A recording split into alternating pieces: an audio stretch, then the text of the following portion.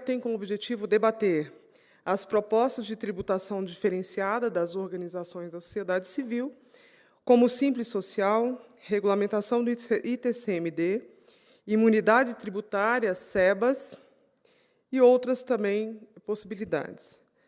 E também tem como objetivo conhecer experiências de tratamento tributário diferenciado às organizações da sociedade civil em outros países, identificando os principais pontos de convergências e divergência entre as diferentes propostas e práticas já existentes.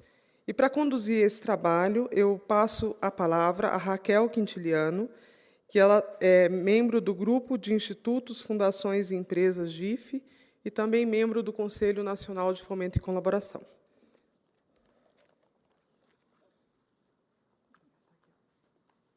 Boa tarde para todas as pessoas que estão aqui. Eu queria pedir para quem está lá no fundo descer, para ficar assim um pouquinho mais caloroso. Pode?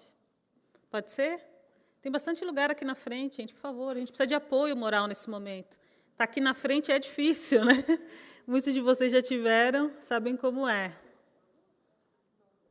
Aí, Eduardo, a gente vai conseguir fazer aquela foto, hein?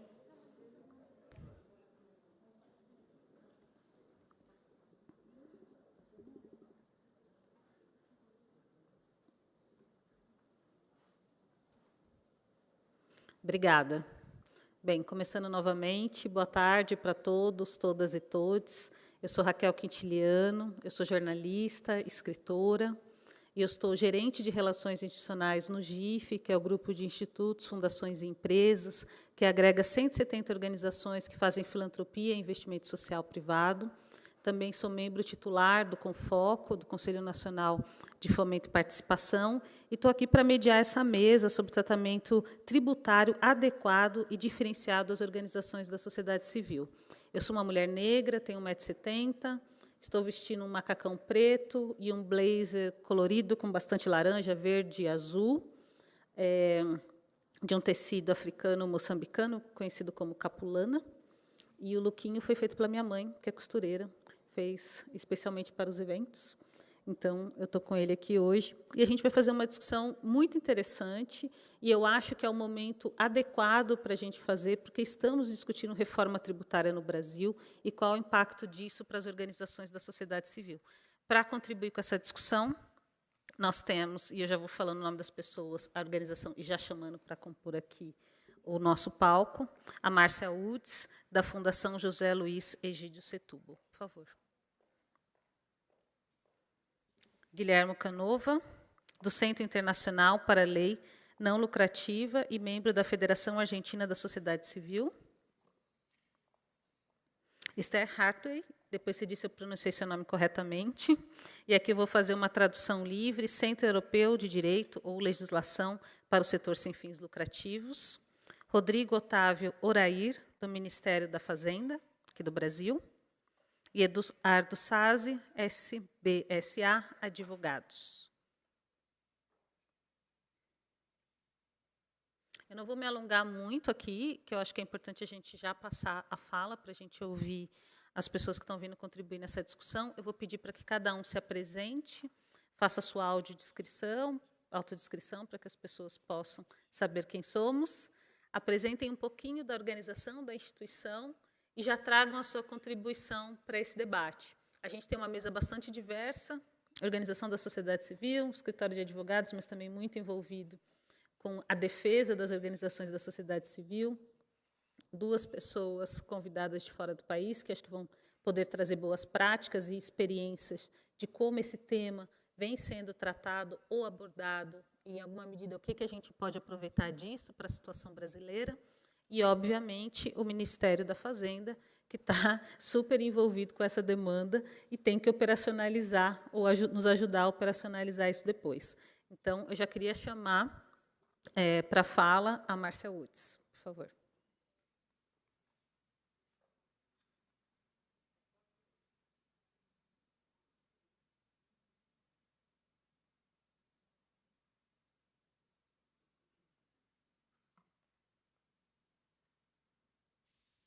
Acho que agora foi. Obrigado, Raquel. Boa tarde aos participantes aqui desse seminário tão importante. É um prazer estar aqui com vocês. Eu sou Márcia Udes, sou assessora de Relações Estratégicas da Fundação José Luiz Egídio Setúbal. Vou fazer minha autodescrição. Eu sou uma mulher de meia idade, branca, estou com cabelos loiros e um blazer aqui branco e preto, e estatura mediana, e tem um sorriso no rosto que reflete um pouco o momento que a gente está vivendo e as recentes conquistas que tivemos como sociedade civil organizada, principalmente na discussão da reforma tributária. A fundação que eu represento aqui é uma fundação familiar que atua na área de saúde, com foco de saúde na infância, mas tem uma agenda bastante importante de fomento e apoio à infraestrutura do setor, e uma preocupação, então, com a filantropia no Brasil. A gente tem um programa, apoia diversas organizações, como o GIF, que a gente tem a honra de, além de ser associado, ser apoiador institucional, e assim como outras organizações da infraestrutura do campo. Eu, particularmente, sou uma profissional do setor, tenho 25 anos aí de experiência em gestão e estratégia de investimento social.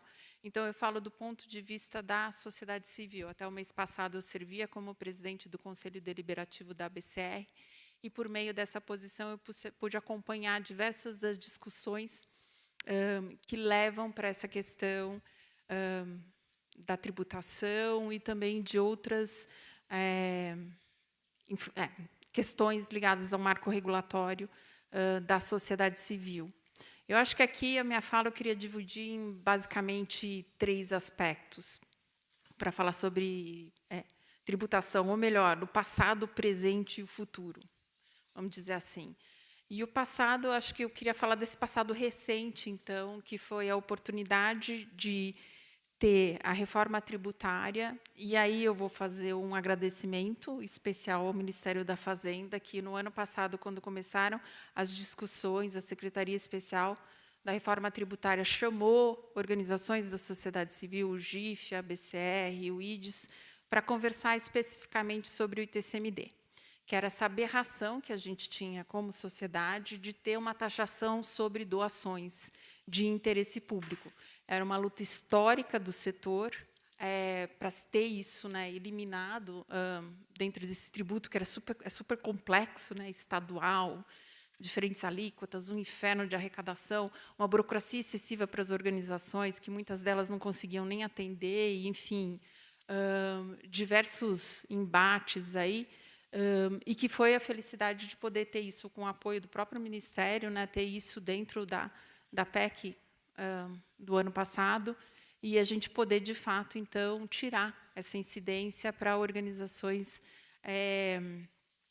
para as doações de interesse público. E aí, reconhecendo um trabalho histórico que tem do setor de olhar para essas questões. Eu acho que é importante trazer o papel que o GIF teve de quando fez a iniciativa do Sustenta OSC, que se debruçou por estudar essa tributação, entender que isso já não era, que não era praticado em outros países do mundo, fazer levantamentos de dados e, por exemplo, pegar o que era recolhido com esse imposto no estado de São Paulo e ver que a arrecadação era pífia, frente à receita, frente à burocracia que ele tinha, enfim, dar subsídios para a sociedade civil organizada debater sobre isso, se organizar em torno desses debates, que criou uma capacidade técnica instalada nas organizações, mas e também já consolidando uma agenda, trazendo essas evidências do porquê isso não deveria ser. Mas eu acho que o grande conceito aqui, maior sobre isso, é porque,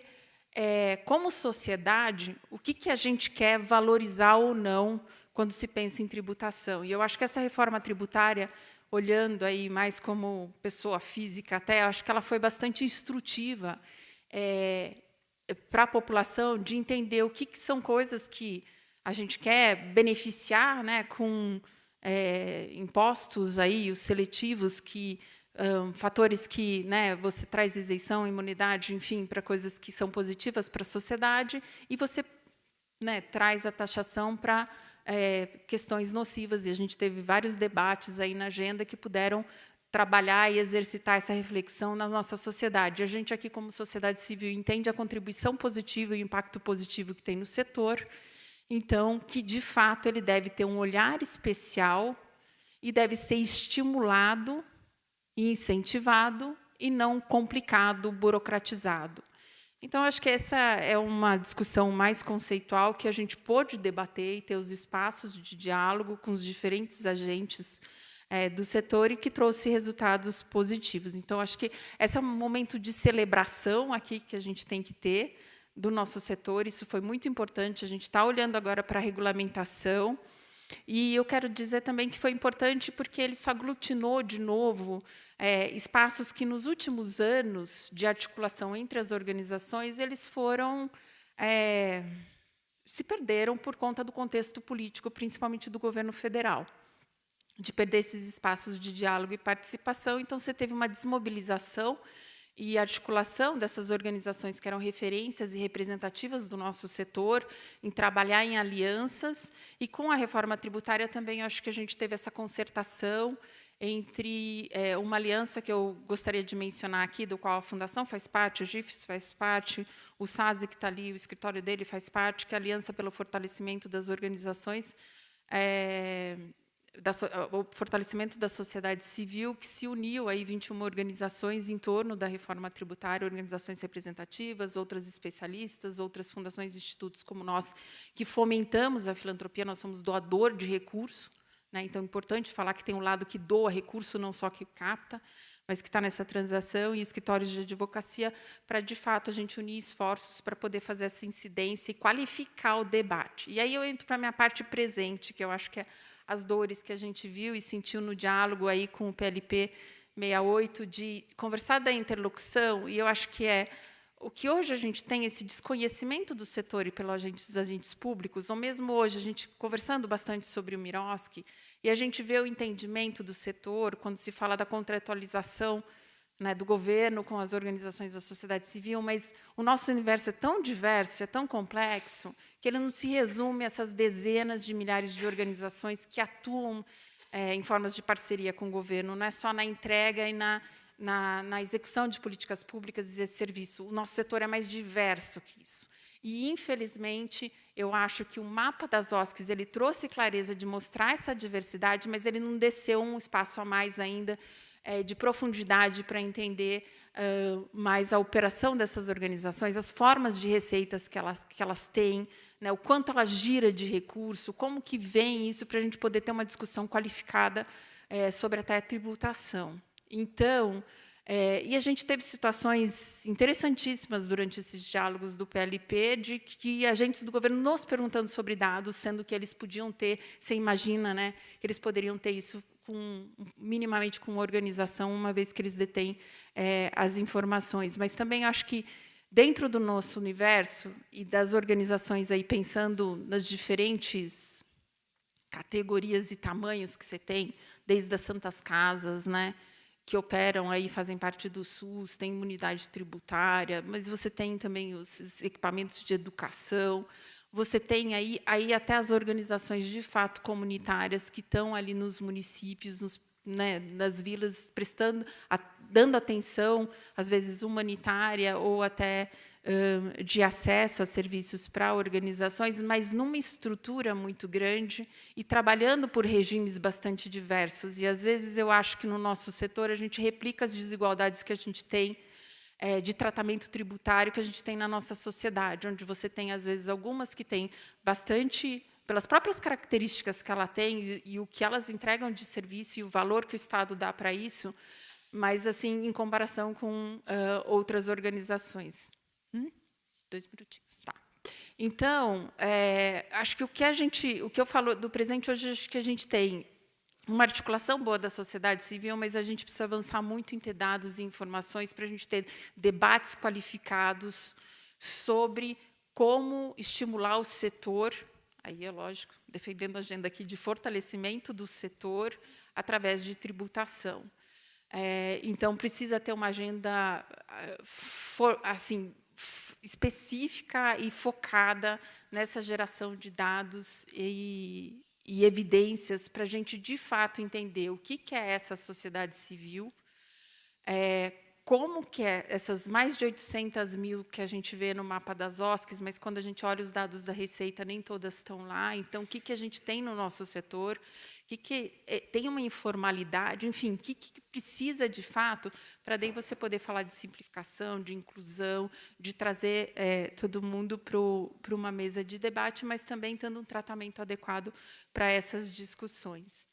E isso já faz o link do que eu acho para o futuro, né? A gente teve um passado recente aqui de não taxação, né? Então é aquilo, você vem para uma agenda aqui, até mesmo no PLP podia ter incidência frente a doações, né, que se classificavam como onerosas e que podia prejudicar o setor de forma enorme, mas assim a gente quer passar de uma agenda defensiva para uma agenda propositiva, né, de a gente poder, de fato, entender o que a gente tem de incentivos e fomentos para o nosso setor, que hoje é muito recortado, se tem para temáticas específicas, enfim, não atinge a sociedade, as organizações em geral como um todo, enfim, tem diversas...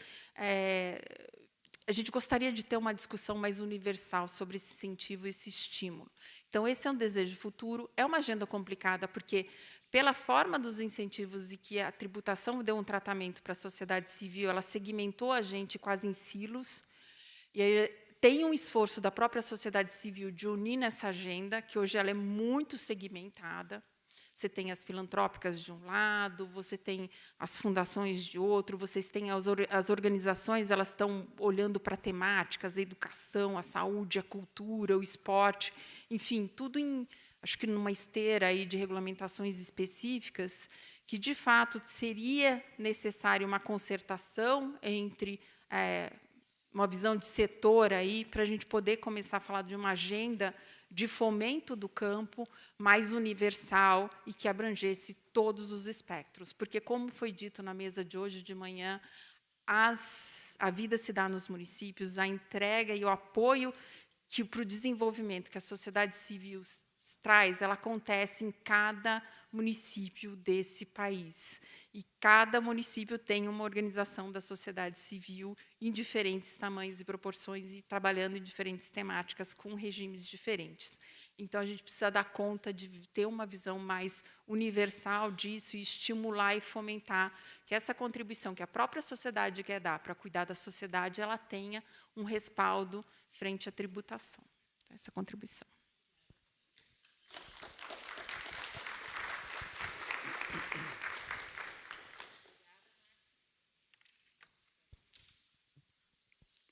Muito obrigado. Mi nombre es...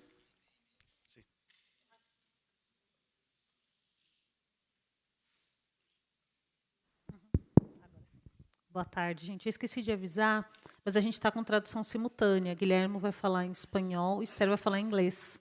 Eu já garanti aqui meu fone, tem ali na recepção.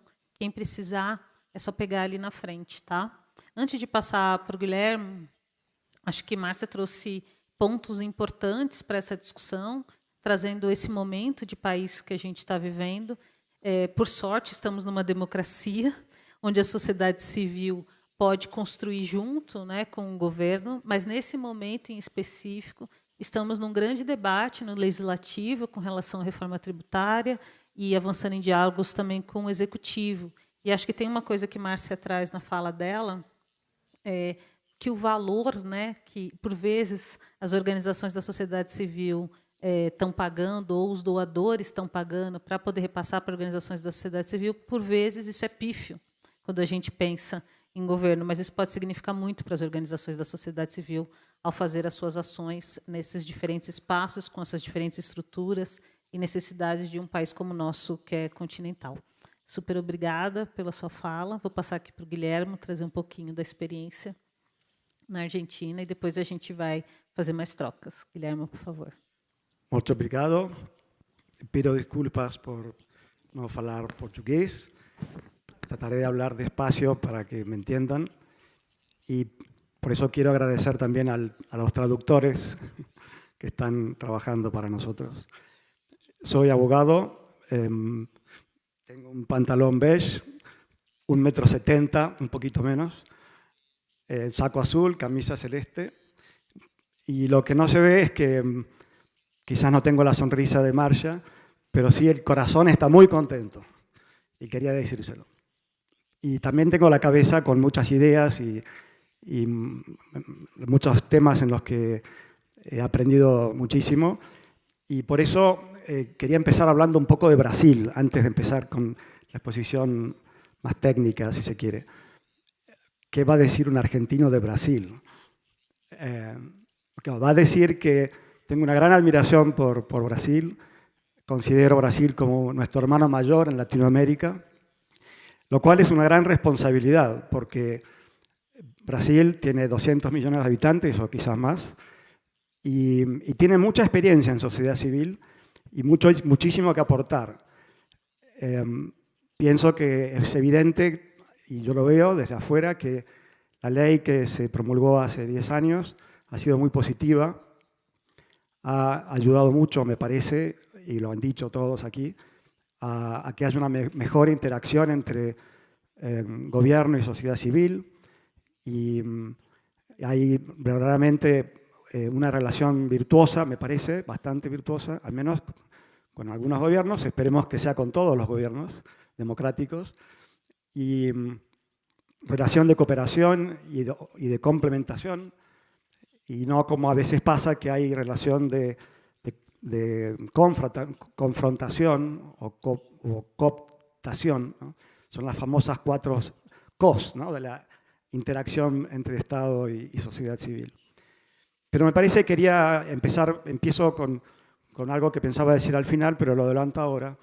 Me parece que pensando en el futuro, porque en algunas de las charlas que escuché se ha dicho, bueno, tenemos que pensar cómo seguir, porque esto del MIROSC, del marco regulatorio de las organizaciones de la sociedad civil, para mí es como un proceso, es algo que nunca se termina.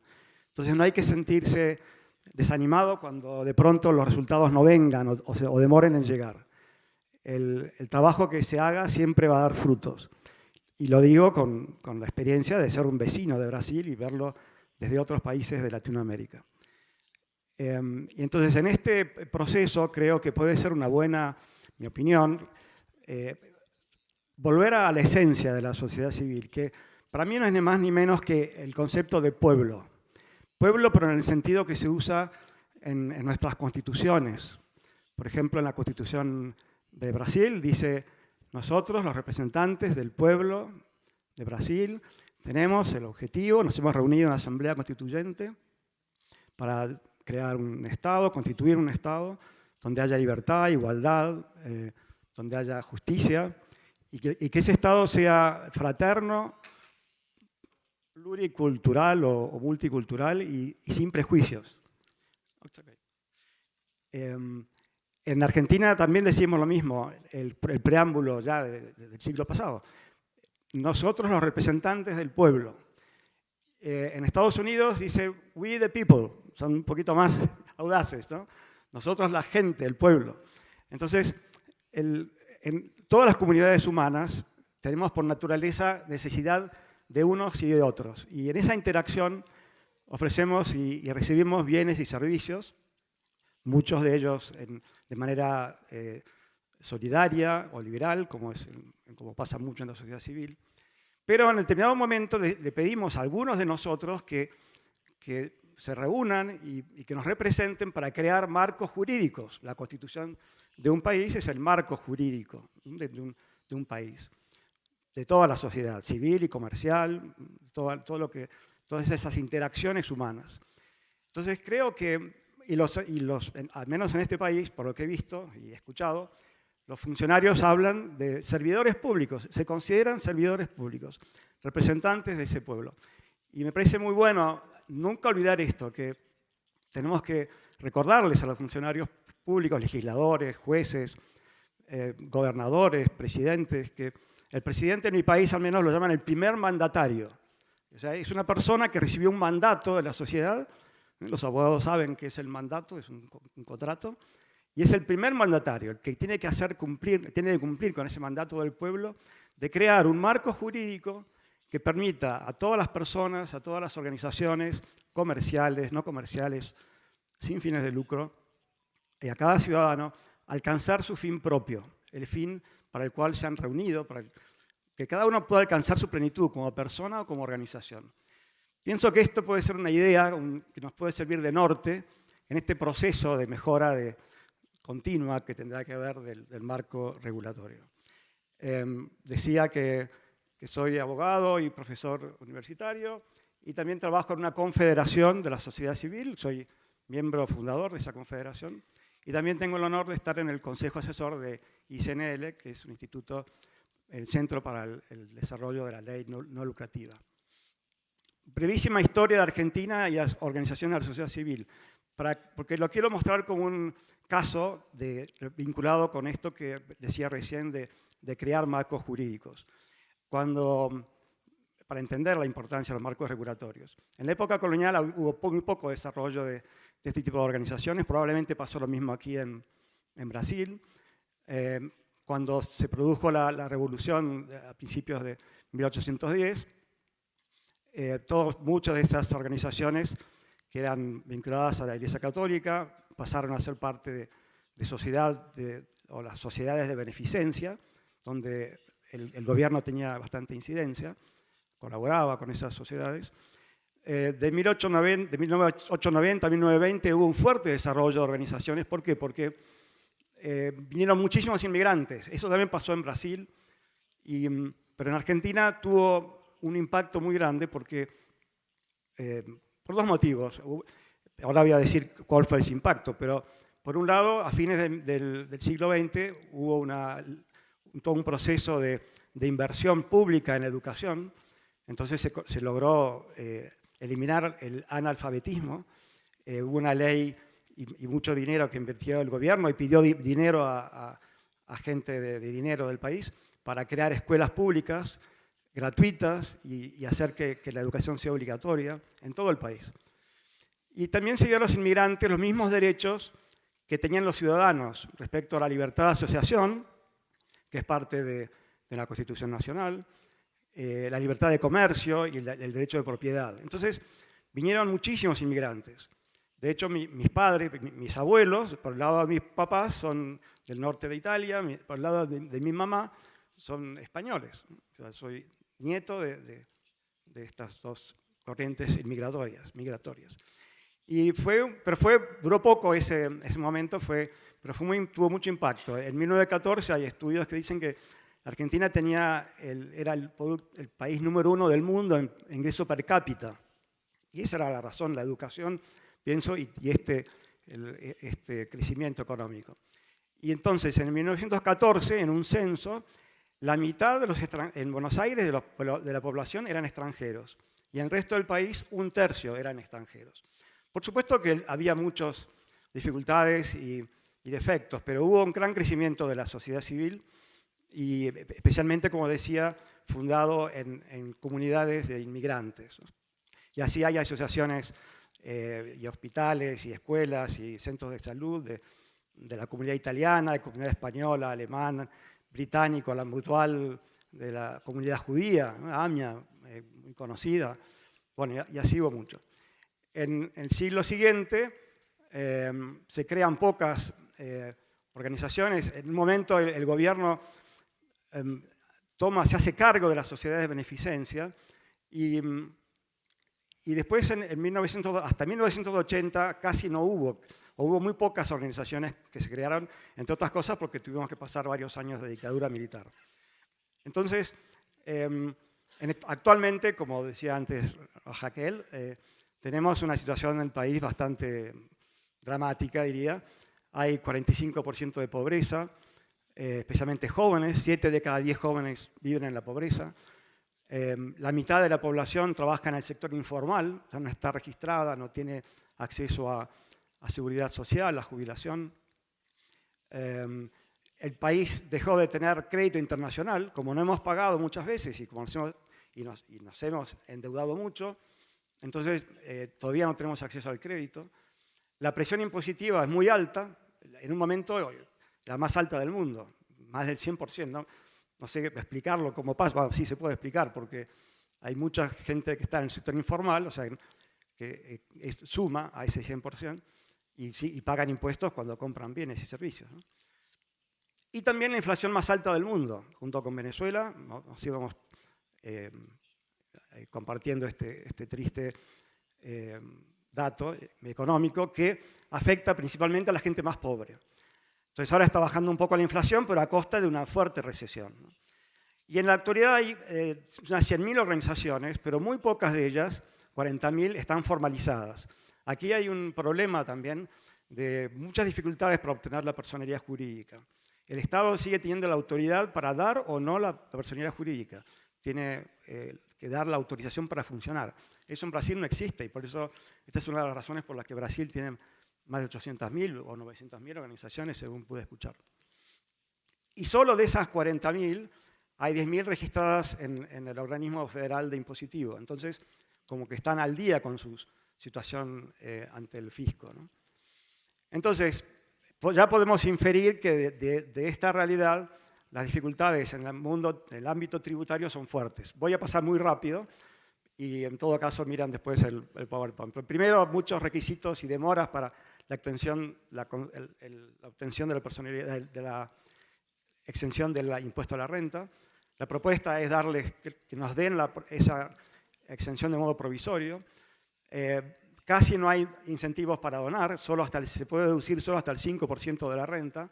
Y en algunos pocos rubros de las entidades que pueden emitir estos recibos para deducir son los que están ahí señalados por la ley de impositiva. Actividad educativa formal, investigación científica y técnica, asistencia a niñez o ancianos y, fíjense, el último punto, parece gracioso, investigación para propuestas de partidos políticos. O sea, los políticos que pusieron estas restricciones se ocuparon de poder tener... Bueno, como ven, no entran las organizaciones de derechos humanos, tampoco las de cuidado del medio ambiente. Bueno, la propuesta es ampliar este campo y aumentar también la deducibilidad. Aquí, Brasil, yo me llevo buenas prácticas, casi no traigo buenas prácticas. Bueno, tenemos un impuesto, queda un minuto, un impuesto que es de los débitos, no se pueden hacer actividades comerciales, las fundaciones, las asociaciones civiles sí, pero con muchas restricciones.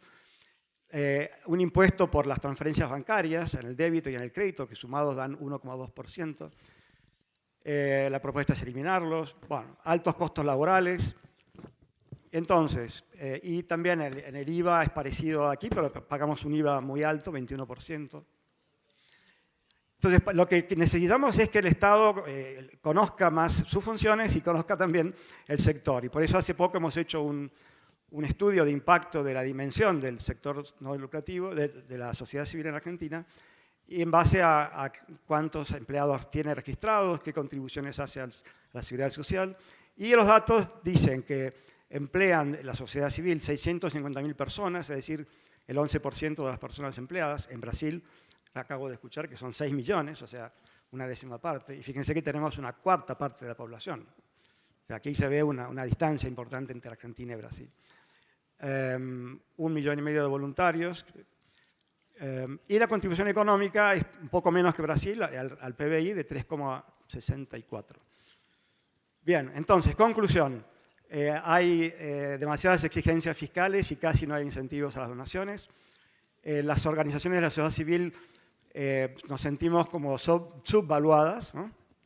La idea de que a veces hay como que el Estado tendría la potestad de promover, o el gobierno, el bienestar general, y no confía mucho en las organizaciones privadas sin fines de lucro, o tienen a veces motivos políticos. Ahí me parece que es más una cuestión de desconocimiento. Y tenemos que ayudarles a que conozcan mejor el sector. Entonces, volviendo a lo que decía al principio, ¿no? que pienso que la principal función de la sociedad política, es decir, todo el sector público, legisladores, funcionarios, ejecutivos, jueces, es establecer las condiciones jurídicas y regulatorias necesarias para que cada persona, cada grupo social, incluso en el sector comercial, alcancen su propio fin y puedan desarrollarse de manera autónoma, facilitando la interacción entre los integrantes de la sociedad. En una de estas charlas escuché que la sociedad civil tiene que interconectar personas, ¿no? Ayudar a la transformación. Y el Estado puede, a veces y debe, muchas veces aportar fondos, pero yo pienso que está muy bien, pero lo importante es que no deje de ser entonces el responsable de hacer un marco jurídico favorable al sector, porque esa es su principal responsabilidad. Si no la hace el sector público, no la puede hacer la sociedad civil. Bueno, molto obrigado.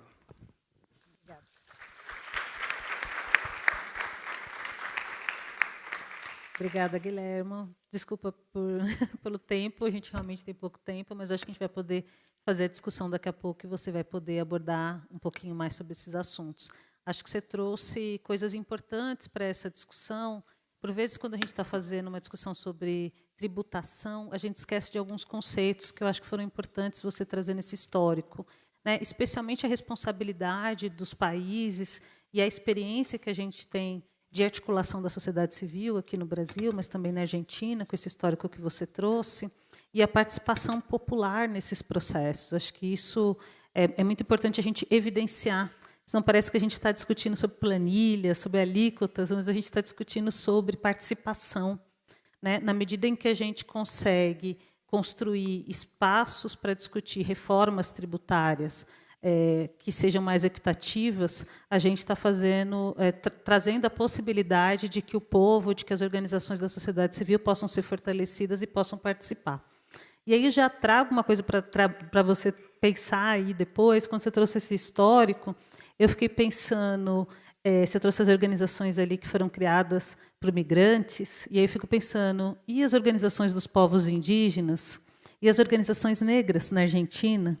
Aqui no Brasil, por exemplo, uma das organizações mais antigas da sociedade civil é a Sociedade dos Desvalidos de Salvador, que tem 200 anos, uma organização filantrópica que nasce da década de 1830, mais ou menos esse período que você trouxe esse histórico. Então, acho que a gente tem algo aí para trocar daqui a pouco. Então, eu vou passar já para a Esther, deixar aqui a pergunta com você para a gente discutir daqui a pouco. Esther, por favor, fique à vontade.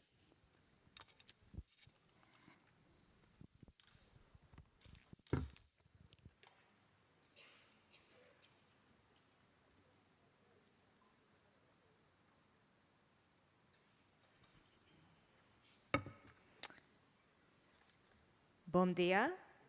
My name is Esther Hartai.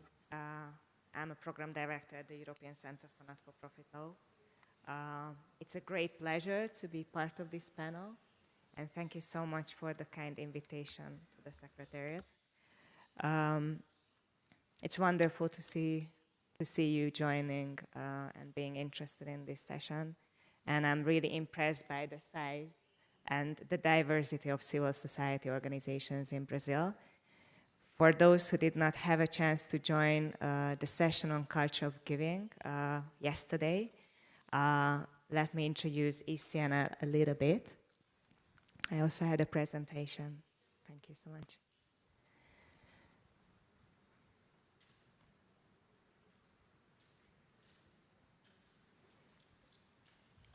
So,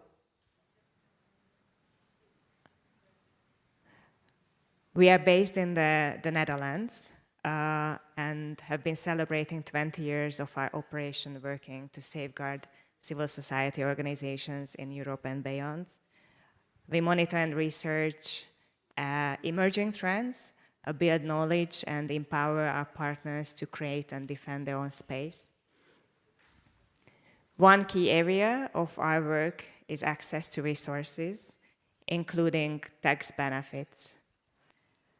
And I will focus in my presentation from the tax benefits from the perspective of philanthropy and private giving.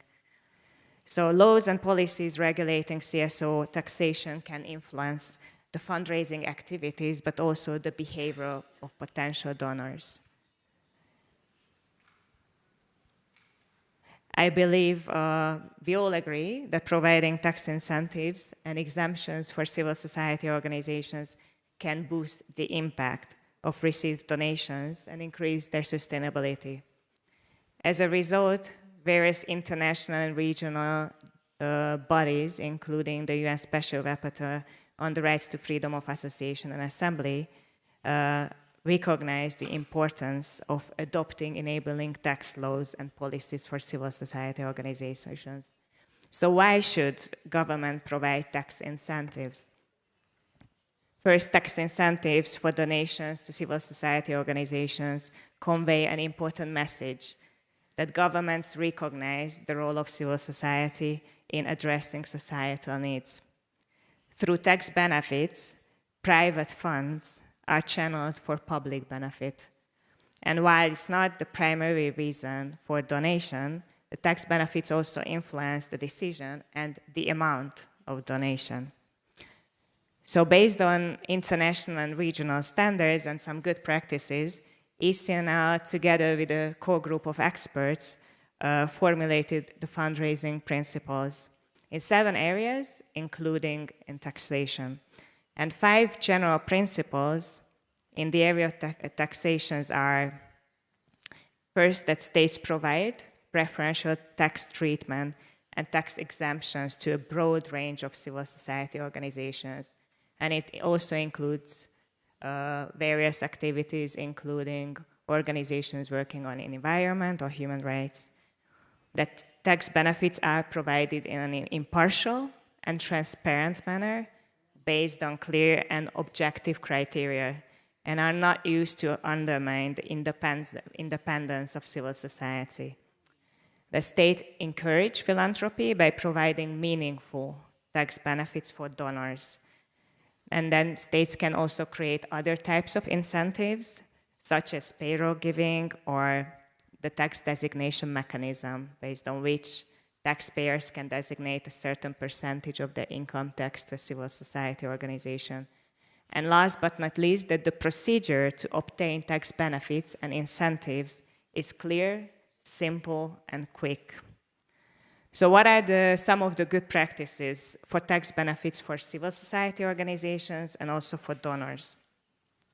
So from the side of civil society organizations, according to the 2023 report of the UN Special Rapporteur on the rights to freedom of peaceful assembly and of association, Clément Beauvais, states should provide exemption from income and other taxes or duties on membership fees, funds and goods received from donors or government and intergovernmental agencies, income from investments, rents, royalties, economic activities, and property transactions. Reduced inheritance tax can also encourage bequests for civil society organizations. So for example, in Belgium, it is 0%. Through our work, we have also seen the importance of VAT for the VAT exemption for the transfer of in-kind donations, for example, food donations. Otherwise, throwing out food may be cheaper for a business than donating to a civil society organization. And it's also important to recognize and encourage the use of digital fundraising methods and decentralized finance and provide tax exemptions for income received through these means, such as income from SMS donation or crowdfunding or cryptocurrency. And from the donor side, it's also important to provide meaningful tax benefits for the donors in the form of tax deduction of tax credit. For example, in Germany, donations are deductible up to 20% of yearly income. It is also important to allow donors to deduct donations that exceed the threshold in the following year. So this is the case, for example, in Romania, where companies can carry forward the exceeding amount to the next 7 years. Or in Germany, where that can be carried forward without any limitations, both for corporate and individual donors. It's also important to support the creation of endowments. For example, in Germany, an individual donor can deduct up to €1 million for the donation to an endowment of a foundation with qualifying purpose once every 10 years. They can do the deduction in the year of donation, or can be divided in the following 9 years. And last but not least, additional tax benefits can also be provided to encourage periodic giving. So for example, in the Netherlands, periodic gifts, so annual gifts for at least 5 years, are deductible up to 100% of the taxable income to maximum 250,000 euro. But in case of all these types of tax benefits, it's important that the process of qualifying for such privileges should be simple, transparent, and impartial.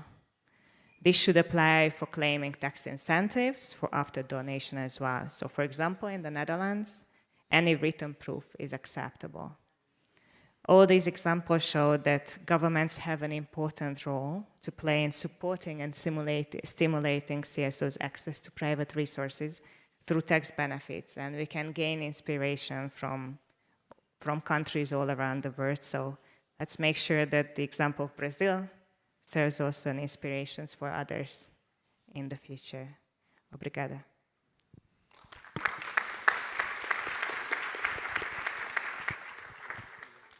Muito obrigada, Esther, pela sua apresentação. Desculpa, a gente não conseguiu passar aqui a apresentação, tivemos um problema, mas a gente vai compartilhar depois, acredito, com todas as pessoas que estão por aqui. A gente vai tentar, quem sabe, aí na hora do debate, a gente ainda consegue passar alguns slides, que acho que você trouxe informações super importantes e que nos ajudam a pensar, ou talvez desmistificar, essa conversa que a gente precisa ter sobre dinheiro, né? E de como que esse dinheiro precisa transitar para dentro do executivo, com as orientações do legislativo, mas, sobretudo, possam chegar na sociedade civil.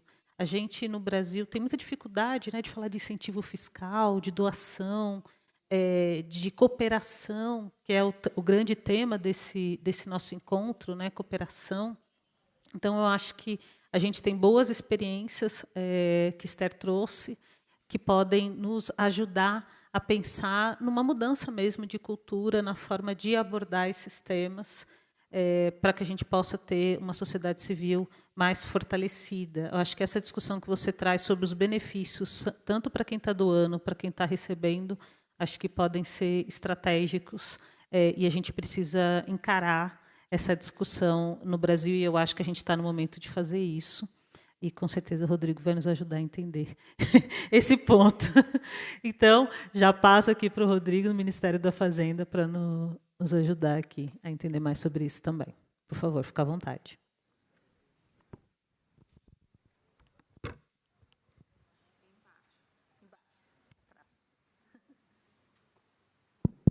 Agora sim.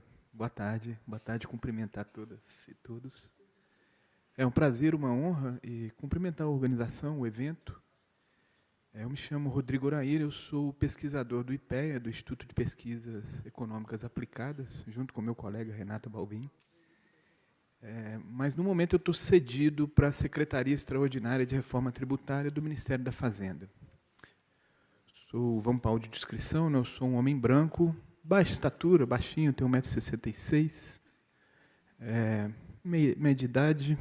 Tenho 44 anos, começaram a surgir aquelas barbinhas brancas já no rosto, né? Uso cabelo comprido, encaracolado. E, bom, estou usando um terno preto, com a camisa salmão, mais perto do rosa, sem gravata. Eu acho que eu estou com um sorriso na cara também, como a minha colega de mesa, Márcia, por um triplo objetivo, por 3 razões, pelo menos, tá, para estar com esse sorriso. A primeira delas, eu vim com a minha gravata, na hora que eu vi que estava todo mundo sem, eu falei, opa, que beleza, eu vou tirar e guardar no bolso. Então, é um prazer estar sem a gravata.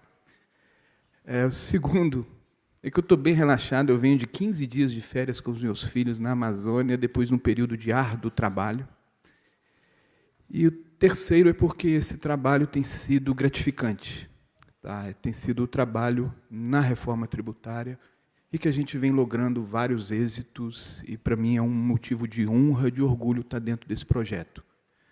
Eu tenho um perfil mais acadêmico, sou economista, estava no IPEA, depois eu tive um período, estava na universidade, na USP, em São Paulo, estudando. Meu tema de estudo é tributação e desigualdade. E o secretário Bernardo Api me convidou para compor a equipe da Secretaria Extraordinária da Reforma Tributária, dizendo, olha, você vai ficar estudando, nós temos a chance de fazer. E eu, obviamente, né, entrei dentro desse projeto da Reforma Tributária. O presidente Lula, por intermédio do ministro Fernando Haddad, nos colocou 2 missões. A primeira é a reforma da tributação de bens e serviços. A segunda é uma segunda reforma, a reforma do imposto de renda, e ambas pautadas por dimensões equitativas. A que avançou, né, no ano passado, a emenda constitucional 132, é a reforma da tributação de bens e serviços. Ela estava engatinhada, ela estava engavetada, pelo menos 40 anos se discutia isso, pelo menos em todo o período desde a redemocratização. O próprio presidente Lula disse que foi a maior reforma tributária em período democrático no Brasil. A última reforma estrutural do sistema ocorreu numa ditadura, infelizmente. E a gente conseguiu construir consenso com a sociedade, com as organizações de sociedade civil, com o parlamento, com as entidades dos fiscos estaduais, municipais, com os governos estaduais, municipais e federal. Não é um trabalho simples, tá? É um trabalho muito árduo e que eu acho que traz boas inovações e boas coisas, incluindo aqui o tema aqui das organizações de sociedade civil, em particular do imposto sobre doações e herança. Mas antes de chegar a ele, eu vou falar um pouquinho da reforma tributária, né, da emenda constitucional 132. Ela foi aprovada no passado no Congresso. E esse ano nós estamos trabalhando na regulamentação, né, dos projetos de lei complementar relacionados a essa reforma. Foram enviados 2 projetos. Né, o que a reforma faz? O que é o core dela? Né, o que é o eixo central da reforma? Hoje nós temos um sistema tributário no Brasil que é um dos mais ineficientes e injustos do mundo. É uma variedade, uma miríade de tributos, dos 3 entes, federal, estadual e municipal, pleno de ineficiências, pleno de brechas para o não pagamento de imposto, pleno de brechas para a elisão, pleno de benefícios que beneficiam os mais ricos, concentram renda, nada transparente. Né? Ninguém sabe quanto tem de imposto num bem, num serviço que ele adquire, e com regras que são completamente, cada estado tem a sua, cada município tem a sua, autônomas e complexas. Nós estamos substituindo esse sistema por um sistema de um imposto sobre valor adicionado dual, inspirado nas melhores práticas internacionais. É claro que, durante o processo, tem algumas cicatrizes, mas não chegam a afetar a espinha dorsal da reforma. Tá? De um tributo, então, dual, um tributo federal, ao lado de um tributo subnacional, gerido conjuntamente e cooperativamente pelos entes estaduais, 26 estados, Distrito Federal e 5.568 municípios, tá? Preservando a autonomia federativa, revendo benefícios tributários, uniformizando, mitigando desigualdades sociais e instituindo o cashback, que é a restituição de imposto para a família de baixa renda. Então, é um sistema muito mais transparente, eficiente e equitativo do que o que é atual. Além de criar também uma legislação nacional, por exemplo, no caso das imunidades para as organizações da sociedade civil. Então, agora nós vamos ter uma regra clara do estabelecimento dos critérios, etc., no caso da tributação do IBS e da CBS.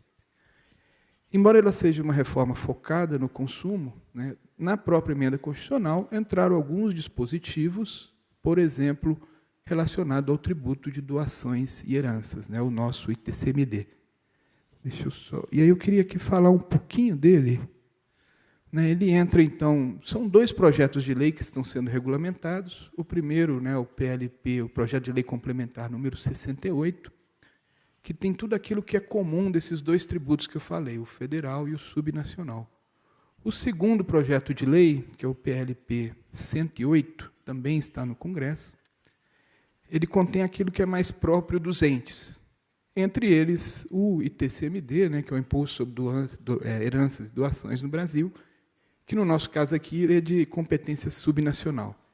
E aqui é importante deixar claro, tá, o que é o nosso papel lá na Secretaria Extraordinária de Reforma Tributária, foi praticamente ser um mediador e dar subsídios públicos, subsídios técnicos, para a tomada de decisão pelo Congresso. E, nesse processo, ele veio, né, nós fizemos um trabalho árduo, com dezenas de grupos de trabalho, com representantes dos fiscos estaduais, municipais e federais. Imagina como que é articular, né, do ponto de vista de uma federação tão complexa como a nossa, e com a interlocução com a sociedade e com as organizações do terceiro setor. Esse foi um processo que culminou nessa proposta do ITCMD, que eu acho que foi bastante consensuada. Tá? o que é a essência dela? Então, eu trouxe aqui só um pedacinho, tá? Ele é um pedaço lá do projeto de lei 108. Mas o que é a essência, né? Hoje, no Brasil, nós temos um imposto sobre heranças e doações que é extremamente injusto. Eu não gosto de falar mal dos estados dos outros, então eu prefiro falar do meu estado, tá? No estado onde eu nasci. O ITCMD ele tem uma alíquota única de 4%, que ele vai incidir tanto num imóvel de uma família com 15 pessoas, algumas delas de baixa renda, que só tem um patrimônio aí de R$300 mil, e num milionário, num bilionário. Tá? Na verdade, o bilionário tem uma série de brechas para elisão fiscal, por exemplo, remeter o patrimônio, registrar o patrimônio dele no exterior. E hoje, no Brasil, o Supremo diz que, enquanto não houvesse a regulamentação dessa matéria, não seria passível de tributação pelo imposto sobre herança e pelo imposto, ou, eventualmente, de doação. Então, a situação que a gente tem hoje é iníqua e é cheio de brechas para o não pagamento. E aí eu acho que a reforma está fazendo uma dupla mudança, né? De um lado, criando clareza e regras nacionalmente uniformes para os entes instituírem uma tributação progressiva, mais justa, sem esses mecanismos de elisão, e, de outro lado, ela está trazendo uma inovação, que é essa aqui, que é o fato de que, entre as não incidências, né, então, deixar claro o imposto sobre herança e doações, a partir da regulamentação. Ele não incide sobre transferência do setor público, entidades religiosas, partidos políticos, entidades sindicais e organizações da sociedade civil sem fins lucrativos, com finalidade pública e social. Essa é uma novidade que está sendo trazida. Tá? E mais do que isso, tá? Não só trazendo também, né, a regulamentação, de que maneira. Tá? Então, a ideia é que as OSCs, atendidos, né, os requisitos constitucionais, claro, né, entre outros, os estabelecidos, né, no artigo 14 da CT, do Código Tributário Nacional, não vou aqui entrar tanto detalhe, tá? Mas ela não só institui a não incidência e deixa claro que ela vai ser válida em todo o território nacional, seja para as doações recebidas, seja para aquelas doações das próprias OSCs, né? Como também ela resolve, tá, um problemão que dava uma burocracia enorme, né, nacional. Uma burocracia enorme. Tá? Que é a ideia de certificação de reconhecimento prévio. Tá? Então, vai ser por um ato declaratório das OSCs, que ela vai fazer esse ato declaratório para a Secretaria de Fazenda dos Estados do DF, que poderão fiscalizar. Fiscalização faz sentido. Transparência e fiscalização são essenciais. Agora, pelo menos, a gente dispensa boa parte dessa, digamos, burocracia que hoje existe e dessa insegurança jurídica. Insegurança jurídica mesmo, cada Estado tem interpretações diferentes. Tá? Então, a ideia, de um lado, eu vou instituir uma tributação progressiva sobre a herança, sobre a doação, e, de outro lado, eu vou facilitar a imunidade no caso das transferências, né, na verdade, as doações, né, para as OSCs. E o objetivo aqui, muito claro, o próprio presidente da República disse, né, é fomentar, sim, tá, isso está na exposição de motivo, a cultura de doação no país, tá, reconhecer a importância das OSCs e prestigiar o valor da solidariedade social. Hoje, o sistema tributário brasileiro não dá esse incentivo. Tá? Hoje, o incentivo é para que você mande o seu patrimônio no exterior e elida do pagamento do imposto. Tá? A partir daqui, a ideia é de restituir a progressividade do tributo e incentivar esse tipo de mecanismo meritório e que eu acho que o país tem muito a ganhar, né, com essa cultura.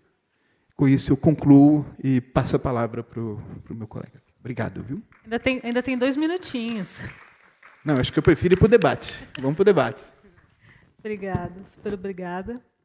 Acho que você traz um ponto... Porque senão acho que eu ia ficar entrando nos detalhes de legislação e ia deixar todo mundo dormindo, sabe? Acho que é melhor botar a ideia e esclarecer os detalhes. Está passando um QR Code aí, que depois as apresentações vão estar disponíveis. Está ótimo, obrigado. Super obrigada, Rodrigo. Acho que você traz um ponto super importante quando a gente está falando de Brasil, que é que a regulamentação seja equitativa. Né? A gente sabe que os mais vulneráveis sempre são os mais afetados, inclusive pelas políticas de tributação, como todas as outras, que, por vezes, não têm o princípio da equidade, né, no cerne, no conceito, na responsabilidade de quem está à frente da gestão pública. Eu acho que essas duas mudanças que você traz, tanto com relação à progressividade dos impostos, como a questão da imunidade, da desburocratização, acho que vão ajudar muito as organizações da sociedade civil e, por consequência, vão também ajudar com que o executivo possa construir melhores políticas públicas, né, com uma sociedade civil mais forte, cooperativa,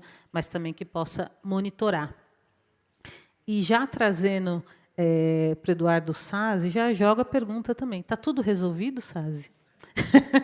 A partir disso que a gente discutiu até agora, mas especialmente do que o Rodrigo trouxe, acho que você pode trazer aí um panorama para a gente de como é que estão as coisas.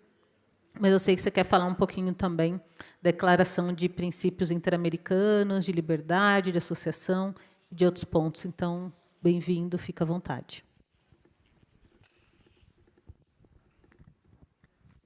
Embaixo tem um botãozinho.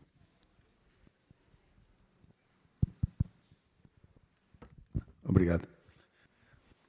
Bom, boa tarde. Agradeço a presença de todos.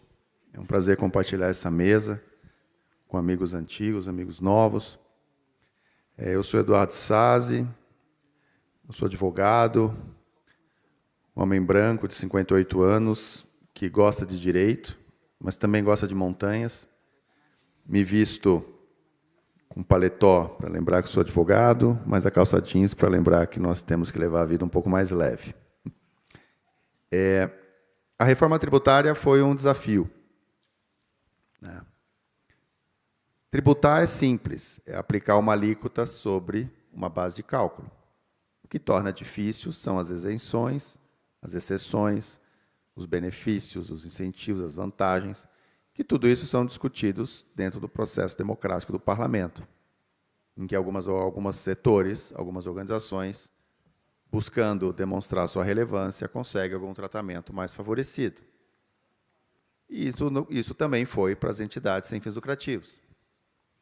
Quando a reforma tributária estava ainda na fase da discussão constitucional, foi feito um grande esforço para que ela prevesse a desoneração das doações.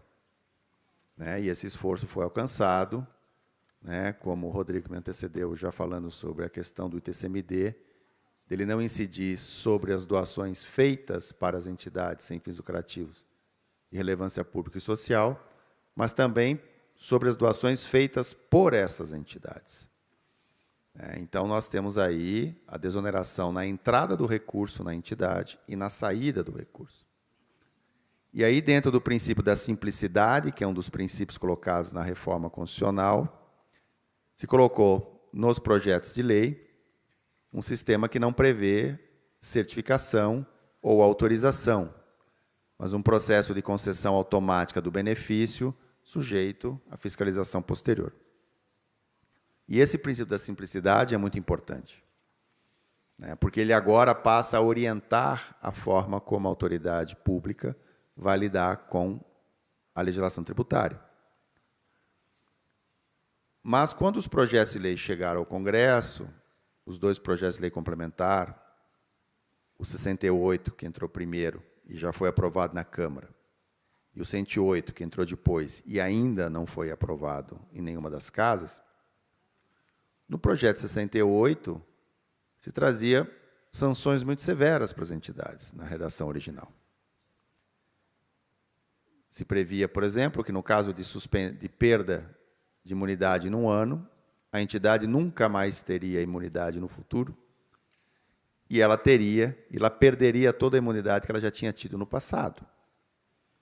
Obviamente, uma situação que levaria à extinção de qualquer entidade. Pagar todos os tributos atrasados e nunca mais ter isenção, a entidade morreria, não importa quão forte ela fosse naquele momento. Também se criava uma série de controles burocráticos, exigências que eram incompatíveis com a natureza privada da entidade. Então, se fez muito esforço no Congresso Nacional para que isso fosse derrubado, muitas articulações, inicialmente na CERT, depois na Procuradoria-Geral da Fazenda, com os deputados, lideranças partidárias, e, com isso, o texto foi aprimorado pela Câmara dos Deputados e se eliminaram esses controles. E Eu comentei com alguns amigos que quando eu cheguei anteontem aqui, aliás, ontem, chegando para o evento, todo mundo cheio, conversando, alegre, feliz, eu me sentia um James Bond, um Jack Bauer, alguém que tinha desarmado a bomba, que não ia explodir no colo, todas aquelas pessoas felizes estavam ali se divertindo. Porque a verdade é o seguinte, o texto veio muito difícil, né? O PLP 108, que é o que remanesce, na questão do ITCMD, ele é importante, ele já traz algumas contribuições para nós, que é a definição da relevância pública e social, que são para aquelas entidades que defendem direitos fundamentais assegurados na Constituição em suas políticas sociais e ambientais. Então, isso assegura um amplo espectro de entidades agraciadas, né, com essa imunidade, mas há muito o que fazer ainda, né? E por quê? Porque nós vamos ter uma fase de transição muito longa, né? Está se prevendo a aprovação das 2 projetos de lei neste ano, 2024, para em 2025 se crie e se azeite, né, a máquina arrecadatória, ou seja, procedimentos, softwares, sistemas de inscrição. Em 26 começa a se cobrar os 2 tributos, o IBS e o CBS, com alíquotas modestas de 1%, e depois, progressivamente, essas alíquotas vão crescendo até 2033, quando os 5 tributos substituídos são extintos, que é o ICMS, na venda de mercadorias, o ISS, na venda de serviços, o PIS e o COFINS, que hoje incidem sobre a receita, e o IPI, que incide sobre a produção industrial de produtos, né, produtos industrializados. Só que é o seguinte, IBS e CBS são maiores que a soma dos outros 5 impostos. Incidem sobre mais transações, sobre mais situações que a todos aqueles tributos combinados. Essa é uma questão importante nós temos que ter em mente. E ela também traz uma novidade muito importante para o nosso país, que ele agrega-se ao preço. Hoje, todos os tributos estão dentro do preço.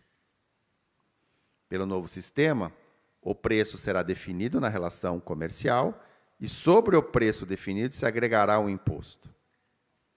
O que isso afeta as entidades sem fins lucrativos? Afeta muito o processo de orçamentação.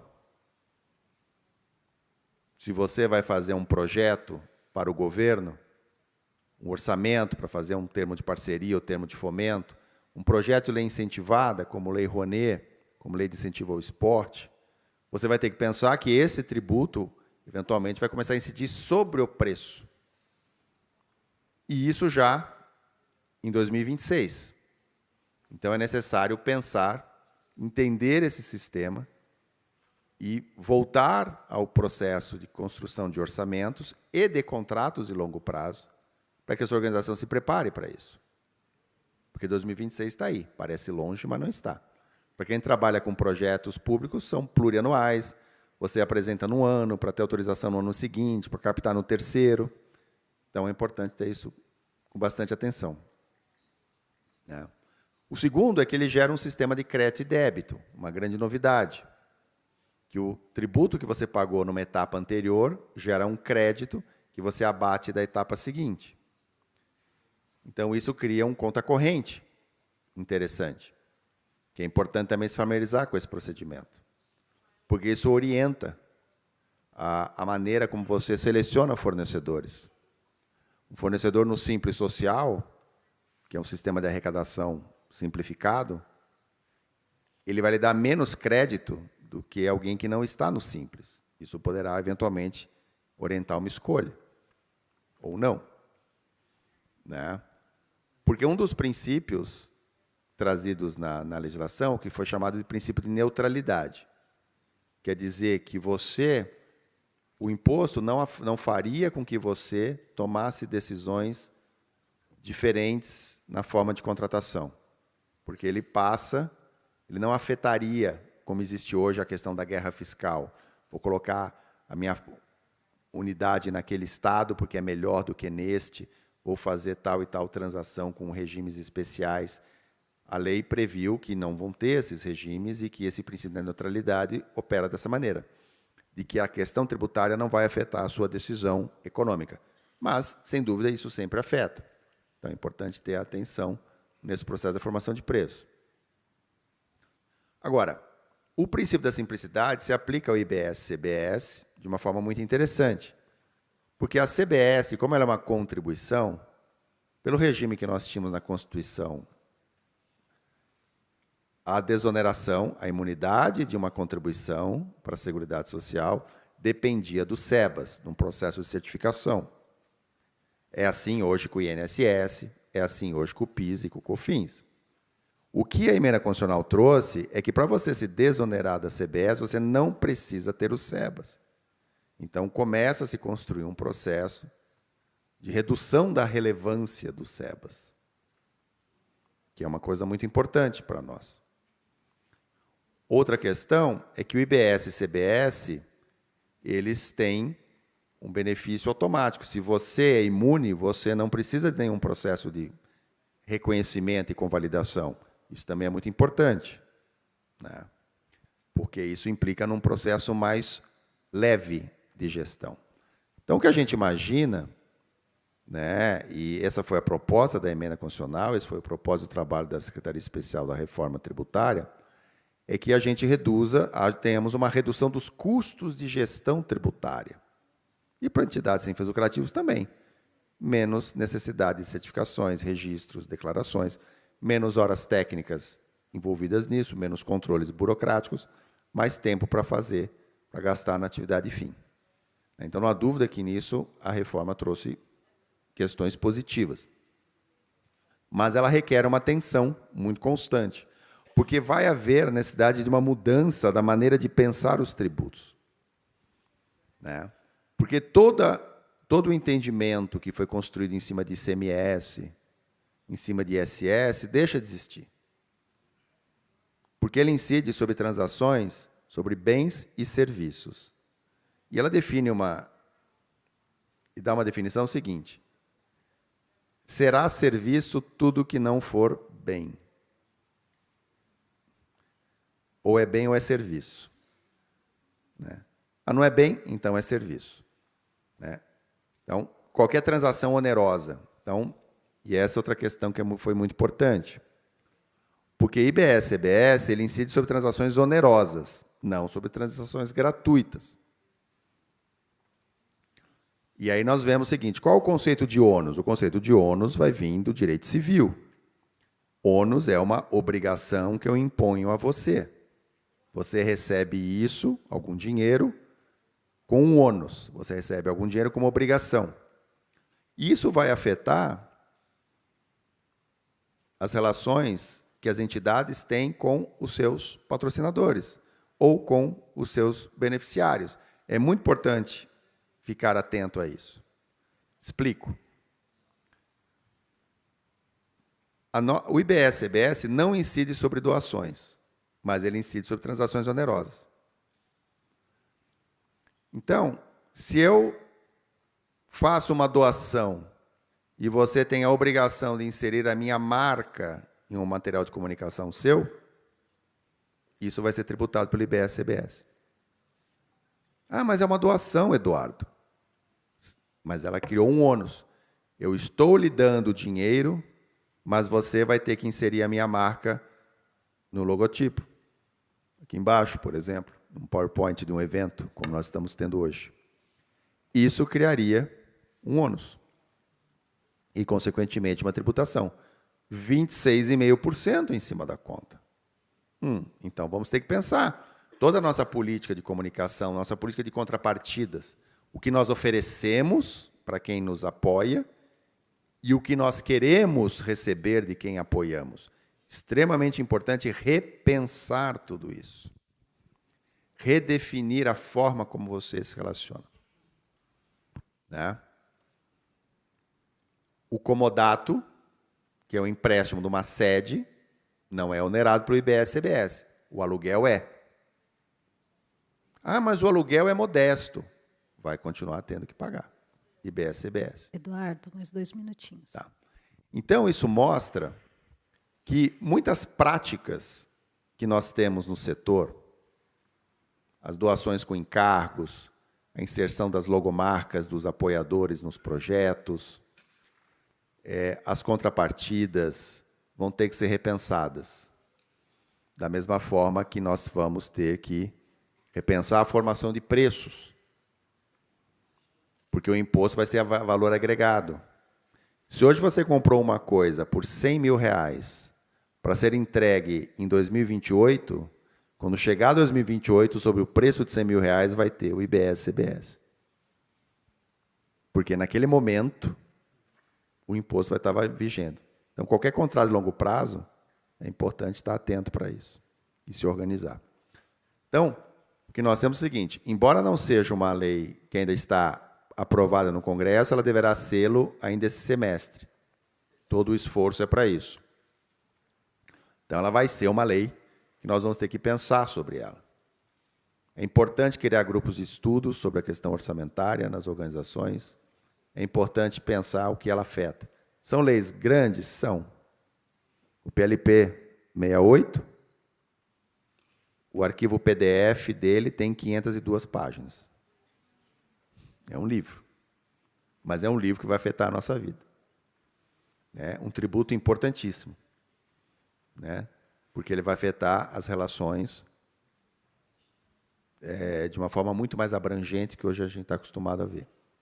Então, é importante. A reforma não é uma coisa dos outros, é uma coisa das organizações.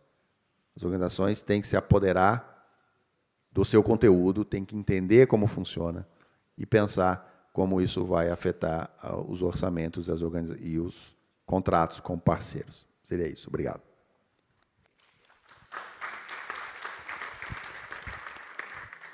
Obrigada, Eduardo. Acho que a gente vai ter muita coisa para fazer daqui até 2026 e acho que começa agora. Acho que esse alerta que você traz para que as organizações entendam o que está sendo discutido e como as coisas vão acontecer num espaço muito curto de tempo é super importante. A gente precisa se apropriar desse conteúdo, dessa discussão que ainda está acontecendo.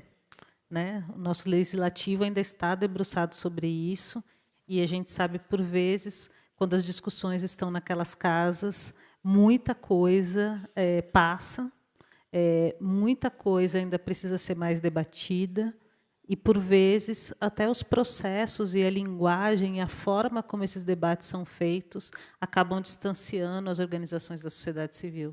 Então, acho que a gente vai precisar do esforço, da tradução, daqueles que estão mais envolvidos e mais próximos, mas eu acho que todas as organizações vão ter que estar muito atentas nesse processo, que busca uma simplificação, que busca equidade, mas que traz uma mudança na forma de fazer a gestão dos recursos, né, de receber e de doar, mas da forma de fazer a gestão no dia a dia. A gente conseguiu cumprir aqui com o horário, apesar de a gente ter começado um pouquinho depois, então acho que a gente consegue abrir para perguntas, para discussão, acho que 2 ou 3 a gente consegue fazer. Marcelo, se não me engano? Marcelo, já está inscrito. Mais um aqui. Tem alguém lá no outro canto? Marcelo, você pode vir até aqui, por favor?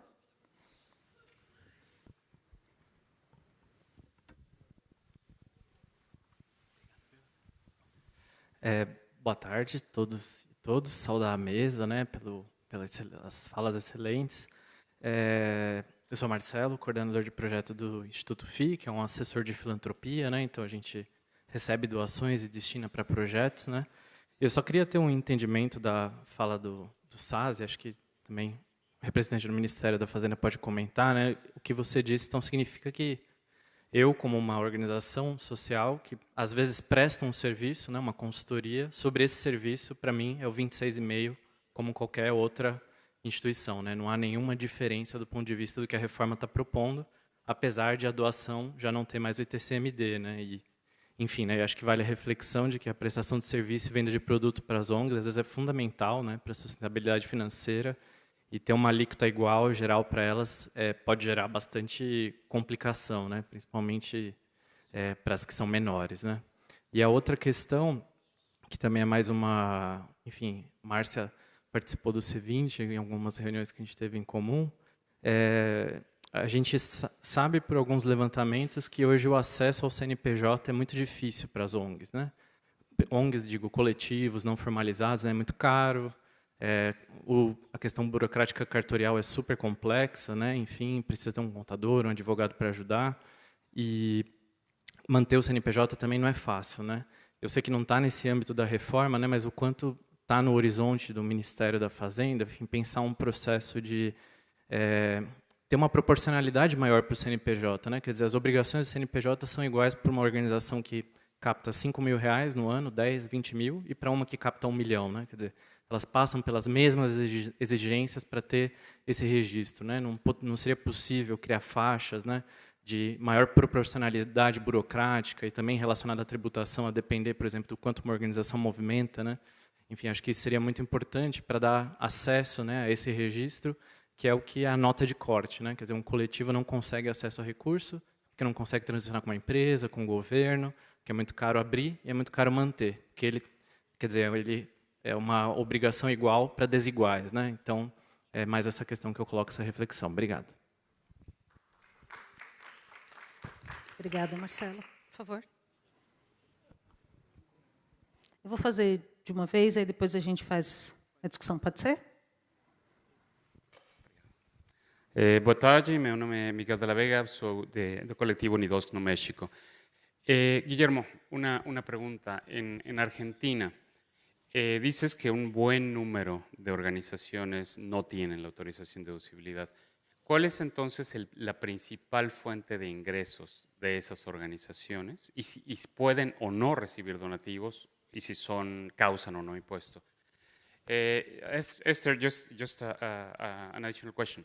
You mentioned on the percentage of deductibility in several countries. Is there an average that you have seen that serves as a good reference on what's the average that you can deduct as a good practice either in Europe or in other places? Thank you. Mais alguma? Fechamos aqui e passo para os comentários e considerações finais. Acho que vou começar com Rodrigo, Eduardo, Guilhermo e Esther. Pode ser? E aí depois passo para aproveito e já peço as considerações finais também de vocês. Depois eu passo para a Márcia. Marcelo, não é isso? Marcelo. Perfeito, Marcelo. Bom, uma coisa que eu concordo com o meu colega aqui é que tem que virar a página. Tá? O sistema tributário novo é melhores práticas internacionais, é completamente diferente do atual. A gente não pode pensar no atual. Então, como é que é a prestação de serviços hoje, né, típica? Vamos esquecer das OSCs. Então, prestador de serviço para outra empresa. Tá?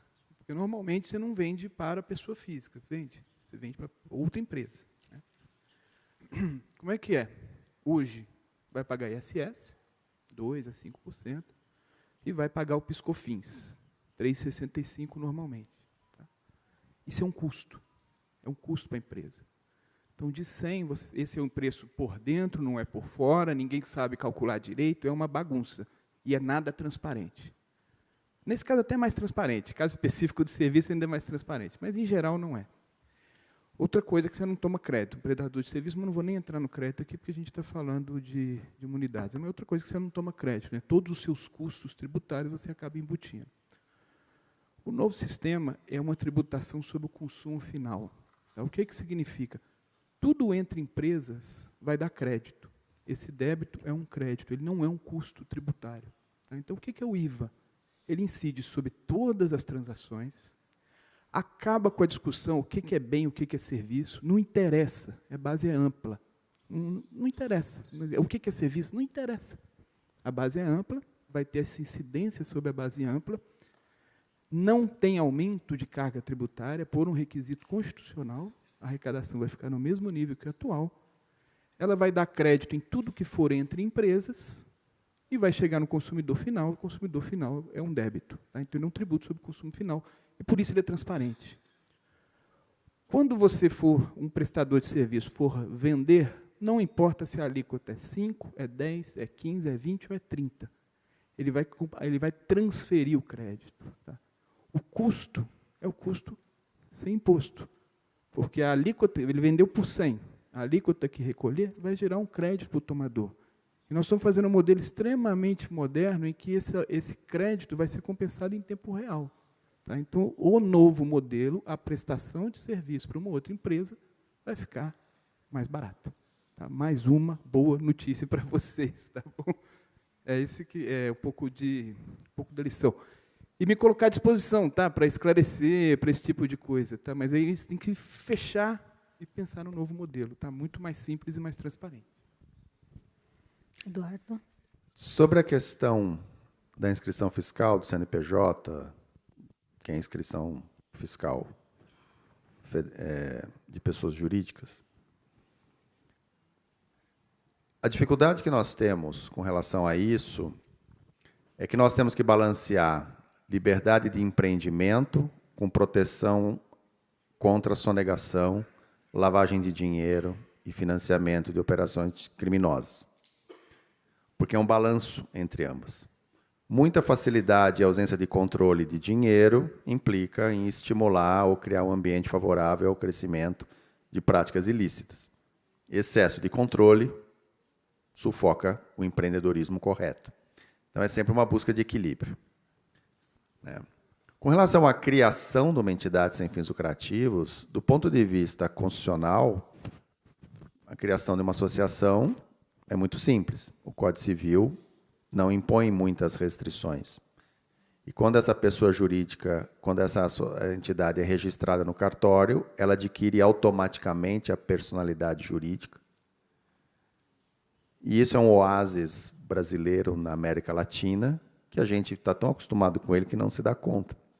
Como nosso amigo da Argentina falou, que 100 mil OSCs, só 40 mil têm personalidade jurídica. Aqui, todas elas ganham automaticamente, conforme registram seus atos no cartório. E todas elas conseguem a isenção de imposto de renda automaticamente, porque nasceram. E aí, ou seja, não são as das 100 que viram 40, das 40 que viram 10 na Argentina. Aqui, todas as 100 teriam. Mas ainda há espaço para melhora.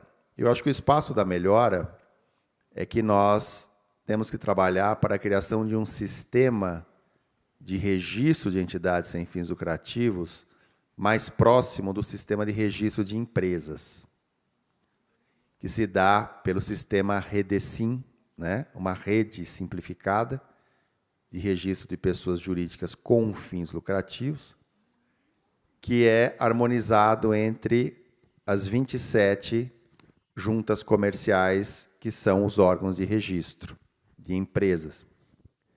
O que é muito mais difícil de harmonizar com o órgão de registro de entidades sem fins lucrativos, que são os cartórios, que são municipais, em algumas cidades, com muitos cartórios na própria cidade.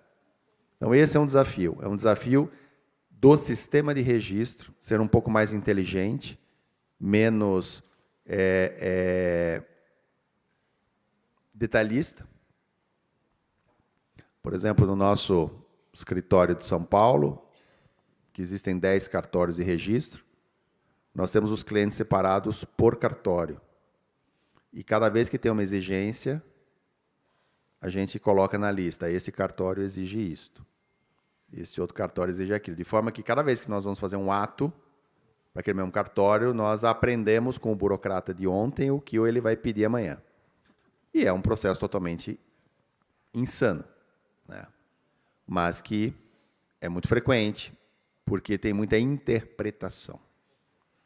O órgão de registro hoje faz muita interpretação da norma, quando ele não deveria fazer isso. Mas é um desafio.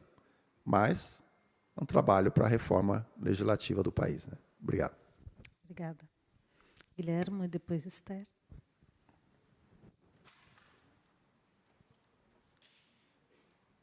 Bueno, ya se dijo algo de la problemática de la personería jurídica en Argentina, pero en concreto, yendo a la pregunta de Miguel, si no tiene personería jurídica o no tiene la clave de identificación tributaria, o sea, no está registrada en el órgano fiscal federal, entonces no puede, por ejemplo, abrir una cuenta bancaria.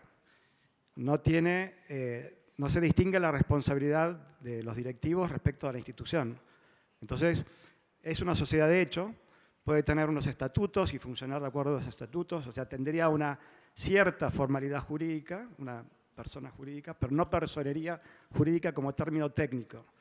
Entonces, es difícil, o sea, lo que pueden hacer es funcionar, pero con las cuentas bancarias, por ejemplo, de las personas que dirigen o administran esa organización.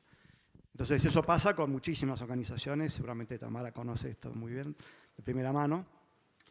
Ahora, también tengo que decir que el nuevo gobierno, así como le interesa liberar las energías asociativas y productivas en el mundo comercial, también ha hecho, o está intentando, o dice que intentará lo mismo en el mundo no lucrativo. Y por eso, hace menos de un mes, la Dirección de Personas Jurídicas de Buenos Aires, que es la más importante, porque es una facultad de los estados provinciales, otorgar la personería jurídica.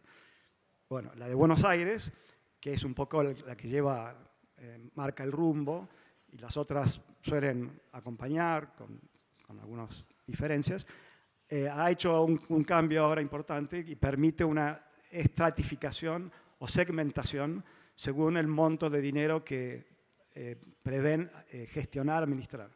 Entonces, según esa segmentación, algunas, las más pequeñas, tendrán menos requerimientos y así hasta las más grandes. Y eso según unos parámetros que ya se utilizan para la categoría impositiva del monotributo. O sea, hay unas categorías, es un tributo donde que pagan las personas que tienen ingresos hasta cierto nivel, o sea, no pagan impuesto a la renta, sino pagan el monotributo, que es más sencillo. Bueno, ahí hay categorías. Entonces, según esas mismas categorías, que son razonables, se podrá uno registrar y tener cuanto menos fondos manejen, menos requisitos burocráticos tendrán. Y otra cosa que es lo del escribano público, también es una lucha que llamamos, supongo en algún momento se va a resolver en favor de las organizaciones de la sociedad civil, porque es muy probable que pronto deje de ser una exigencia constituirse mediante escritura pública.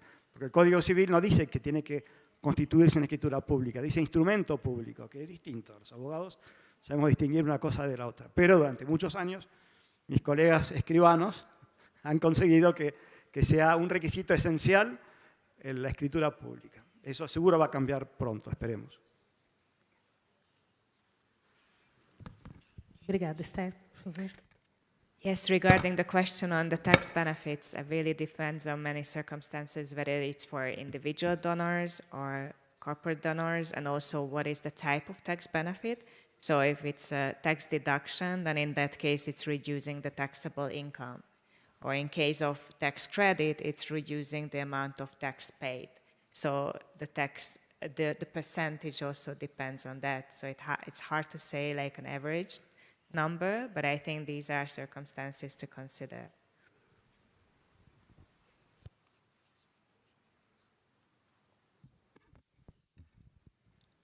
Obrigada. A gente já está chegando ao final, porque a gente está um pouquinho atrasada para o próximo debate, mas eu queria pedir para a Márcia fazer o encerramento e trazer aqui, acho que tem um aviso, né, um alerta importante, e acho que é importante uma pessoa da sociedade civil encerrar também esse debate. Estou colocando todo mundo aqui em mau lençol, né, em mais lençóis, como a gente fala, mas, Márcia, por favor.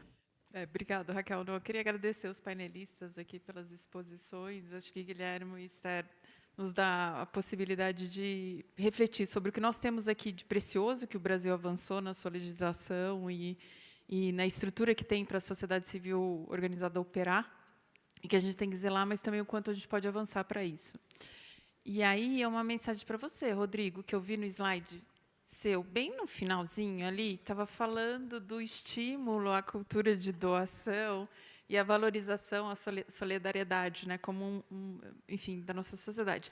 Então, nós como sociedade civil estamos juntos nisso. Agora a gente acabou de se tornar os melhores amigos, que nós com a Secretaria da Fazenda, então, com o Ministério da Fazenda, a gente vai trabalhar junto, então, para de fato conseguir fazer isso acontecer da maneira melhor que pode, dentro das reformas que estão aí pela frente, as regulamentações. Então é isso. Obrigada, gente.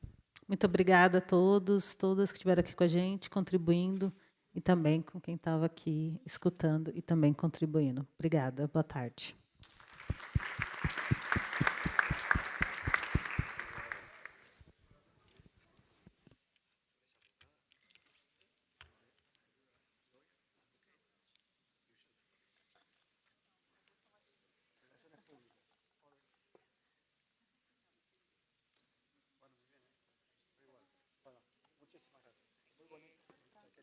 Bueno, nice meeting you.